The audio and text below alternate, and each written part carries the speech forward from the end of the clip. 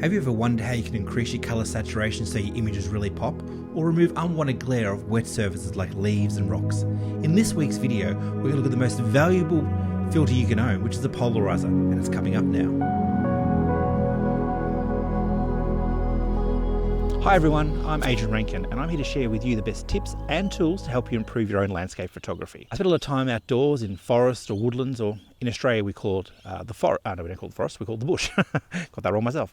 And today I'm really excited to share with you how you can improve your own photography by learning how to use a circular polarizer, also known as a CPL. So today's video I'm going to cover off, why you should consider using a CPL, how to actually use it with a step-by-step walkthrough, and look at some of the limitations around, when certain situations you shouldn't be able to use, or not shouldn't be able, certain situations where it may not be a good idea to use a CPL. Pretty much everything you need to know to start using a CPL today.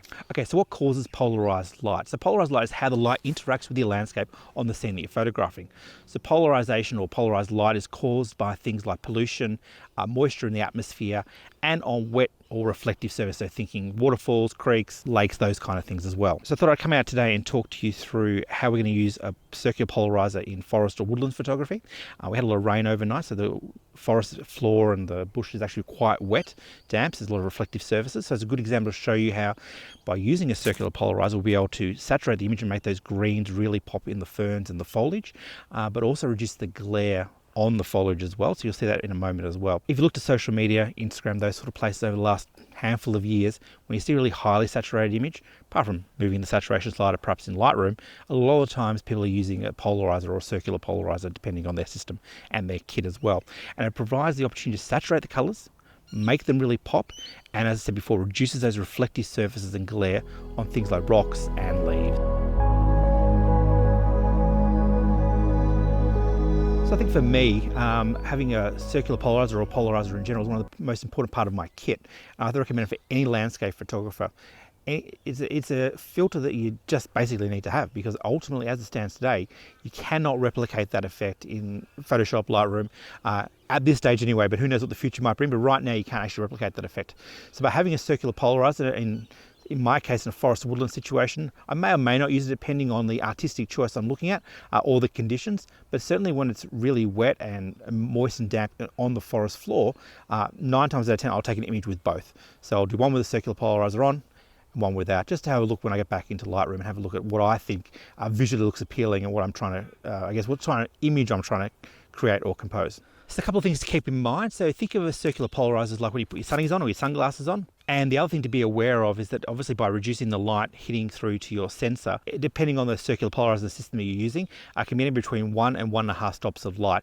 And so in the example I'm about to show you, you'll see how the reduction of light or the exposure drops up between 0.3 and 0.7 for my circular polarizer, depending on the effect, the angle of the sun as well. So it's really a bit of trial and error, but just something to be aware of. So first thing we're going to do is take a photograph of the scene without the polarizer, so you can see the effect with and without. So as you can see here, framed it up without the polarizer, so no polarizer on the front of the lens. So we've got f8, ISO 800, 25th of a second. We'll take that shot now.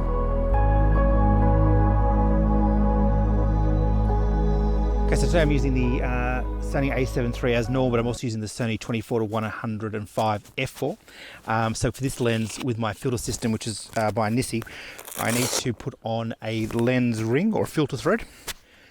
So if you don't know what that is, on your front of your lens, it should say here like a little, I guess it's a Greek, I don't actually know what it is, symbol, and it says 77. So in the kit we have here, we look for Nissi 77, which is this ring here.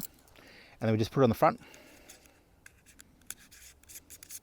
And that's just because different lenses, different sizes for the CPL.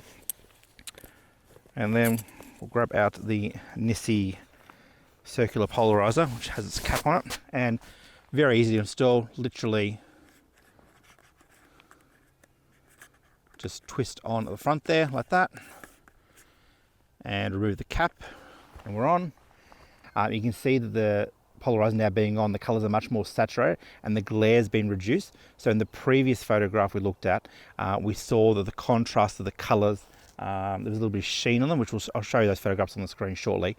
But here you can see the greens are much more saturated in the foreground here, and the leaves of the eucalypt are actually looking a little bit more vibrant. So we'll take that shot now.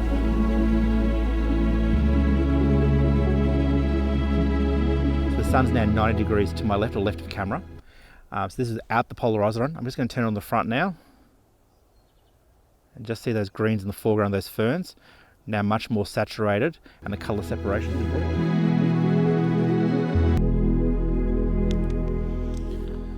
So before I share my final thoughts, I wanted to pass the question off over to you. Do you have a polarizer? And if you do, what sort of situation do you find it the most useful for? Leave a comment below. If you've got value out of this video, give the video a like. I'd really appreciate it. It really helps. So a couple of situations where you wouldn't use a circular polarizer or a polarizer in general. Things like doing a pano because the light's changing across the scene, so you need to have an even distribution for your exposure. Or a situation if we were taking photographs of a waterfall, potentially you do want the reflective surface, so potentially you don't want to see the rocks. So by using the polarizer effect, reduces the glare and you can see the rocks in, say, the creek or the bottom of the waterfall. But it's really useful for things like we've talked about today, so removing glare off things like ferns and rocks and water surfaces, that's what you're after.